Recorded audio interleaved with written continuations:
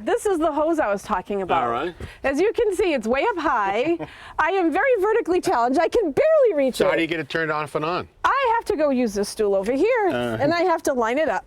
And I have to place it down. I have to hold on to the hose, hold on to the wall. And you pull yourself up with the hose? I have to hoist myself up with the hose and brace myself on the wall and get up there and turn it on. And after I turn it on, all it does is leak. Oh, look at that. Okay. Well, I could probably fix the leak part of it. And I could probably have Tommy or Roger build you some concrete steps, but we also could actually put a new outdoor faucet down lower. That make sense? Great, is a whole team for hire. Let's go look inside. So the connection for the outside hose is right through here in the laundry room. All right, let's see what you got. So you've got hot and cold right here for the washer. You see it comes up here. If you follow it along, you can see here's the branch that goes out to the outdoor faucet right here. There's a shutoff. And it looks like they drilled through the rim joist because it's easier to go through the wood. And that's why it's up so high outside. So what we can do is actually drill right through the foundation down here, down where you can reach it, and put a new outdoor faucet here and cut right into that pipe right there. So it needs a couple of parts and pieces. I'll be right back. Okay, thank you.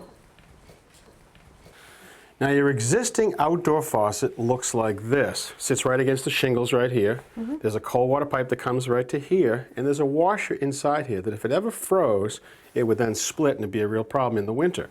So you have to make sure you shut it off inside each season. What I want to install today is this. It's actually called a frost-proof sillcock. Now that means you turn the handle here, but look at this.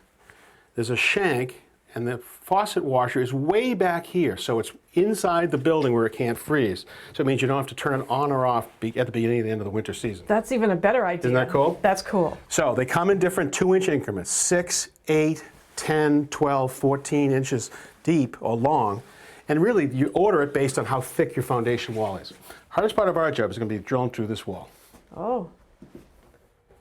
All right, that should do it right about there. And what I'm using is a hammer drill with an 1¼ masonry bit.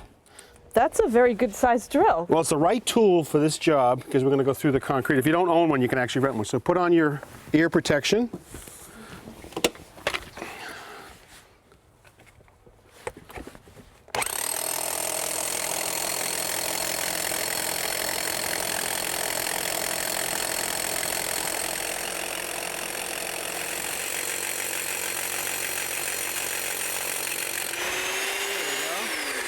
Like butter. All right, Kim, let's try the shorter of the two. Okay. Yeah, that's a little too short. Let's try the other one. Sure. That'll be perfect. I want the washer to be inside the building right there. Perfect. Okay. Oh, great. Yes. So that's the one right there, right? Correct. Okay. Now, to make the connections on the inboard side, there's 2 ways that I could do it.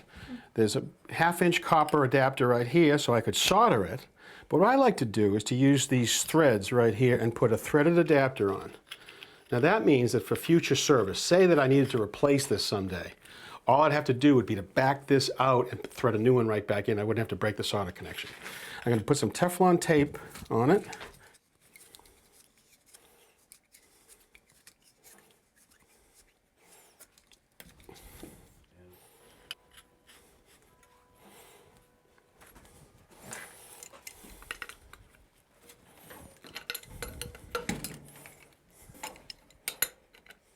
And I'll use pliers and a wrench to make the connection watertight.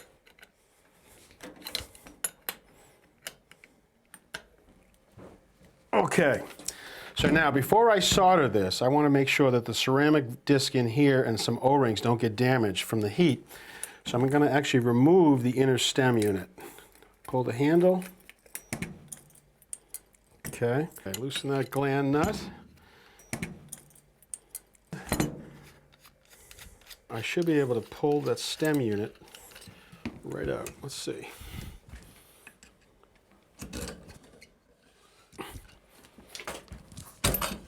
Okay, so there you can see right here, if I applied too much heat, I could damage those O-rings. So now that's perfect.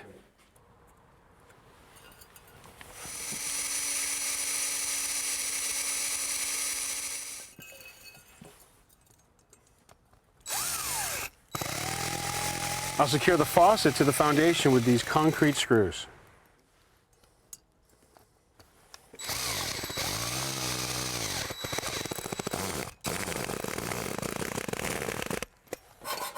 All right, with the pipe cleaned, now I can actually mark where I'm going to cut my T in, right here and right here. And I'll cut it with a small tubing cutter. And I already shut the water off. It's a really good idea before you cut into the pipe.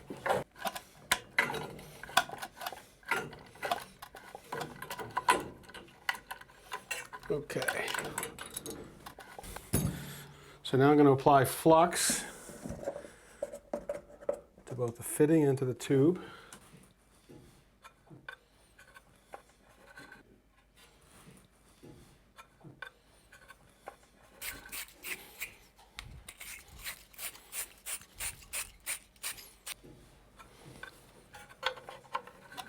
I have enough play to lift that pipe up and get it in. Good.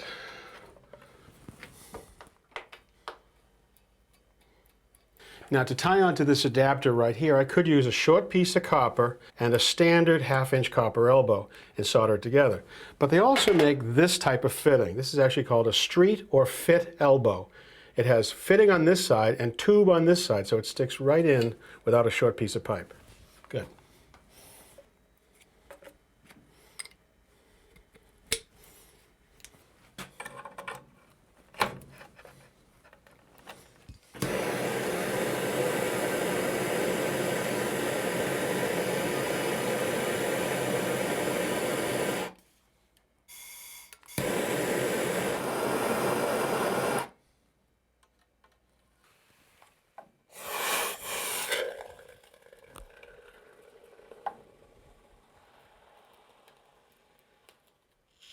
Okay, so now we've sealed up the penetration so no cold air is going to get in there.